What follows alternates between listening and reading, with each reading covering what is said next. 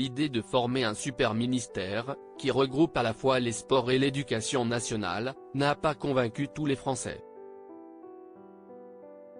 Mais Hugo Frey, lui, trouve le projet formidable. Pour une raison un peu surprenante. Un nouveau départ ? Cette semaine, Emmanuel Macron a procédé à un remaniement et le gouvernement a beaucoup changé. D'abord et surtout, à Matignon, Elisabeth Borne a cédé sa place à Gabriel Attal. De fait, ce dernier est devenu le plus jeune Premier ministre de la Ve République, à seulement 34 ans.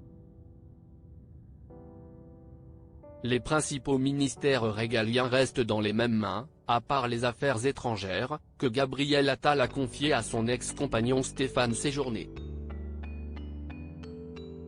Mais il y a d'autres changements. Amélie Oudéa-Castéra était déjà en poste, dans le précédent gouvernement, en tant que ministre des Sports. Cependant, ses tâches ont été agrandies.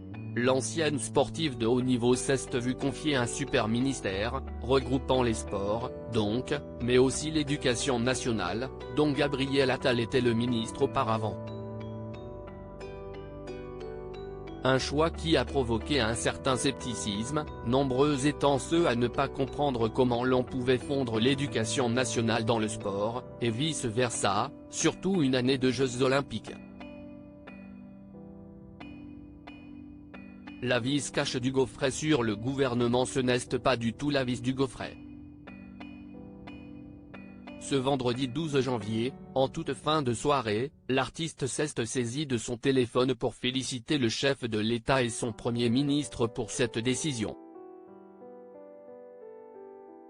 Ils ont entendu mon message, pense-t-il.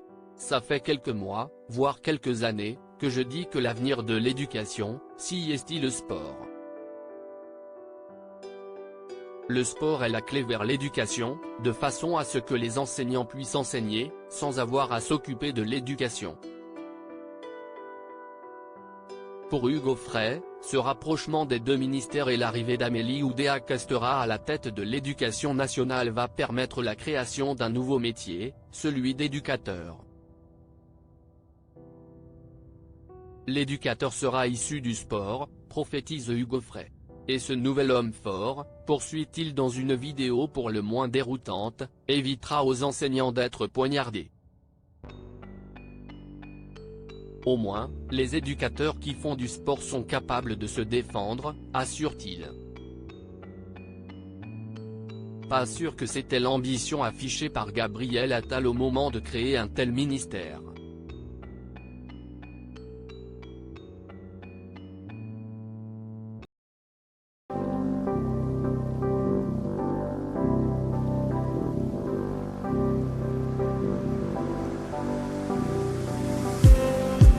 Just need